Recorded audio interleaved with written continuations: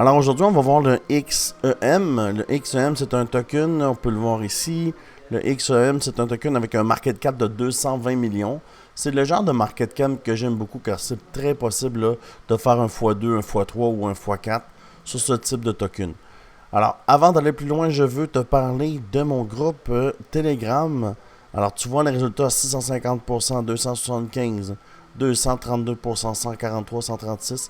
Alors, si ça t'intéresse de rejoindre mon groupe Telegram, tout ce que tu as besoin de faire, c'est d'aller dans la bio, venir ici prendre l'exchange sur BitGet ou sur Butinix. Alors, si tu prends cette plateforme, tu vas voir quand tu cliques dessus, ça va te marquer Team Crypto Québec. Dès que tu t'inscris, tu fais partie de mon team et je t'ajoute ici 309 membres d'un team de traders là, de Crypto Québec. Alors, viens me rejoindre sur l'exchange et tu vas rejoindre mon groupe Telegram.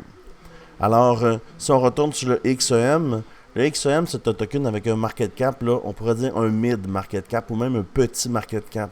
L'avantage de trader les petits market cap, c'est que c'est très facile de faire un x2, x3, x4 en une petite période de temps.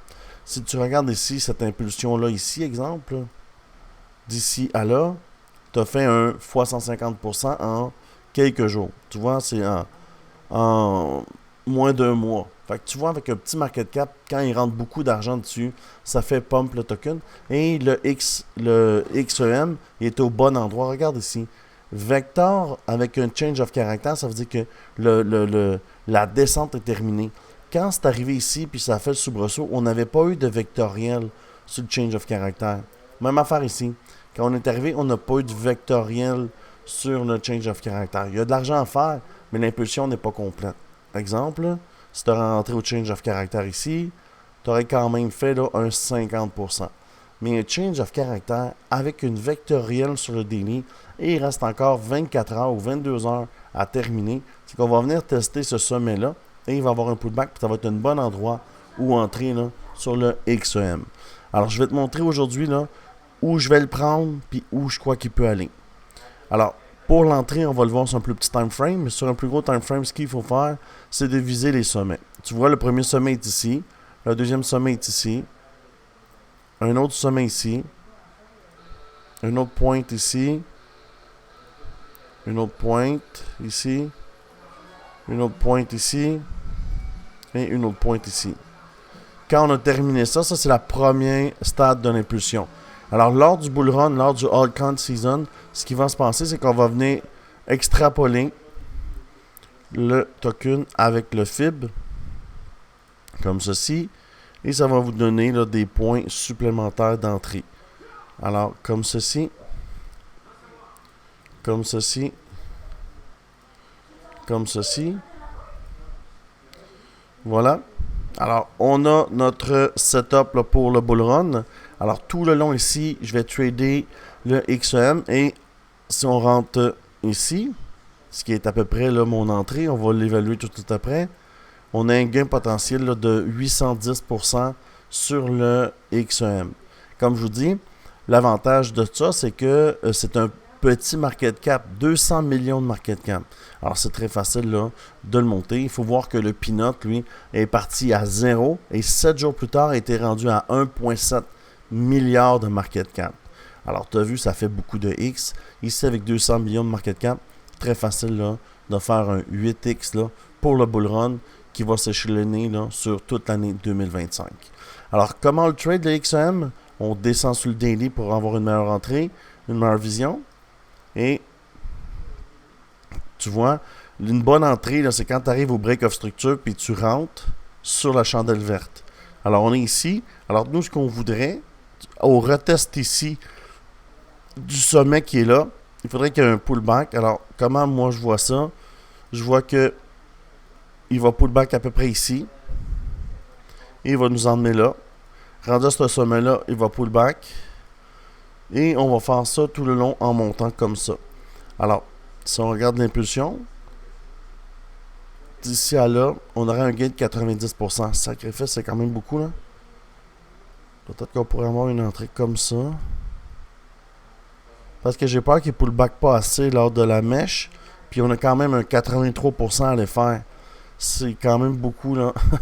C'est quand même beaucoup de pourcents pour un palier. Normalement, on aurait dû avoir un mid, 40%, mais c'est à cause de vectoriel qu'il y a eu ici à gauche que vous voyez.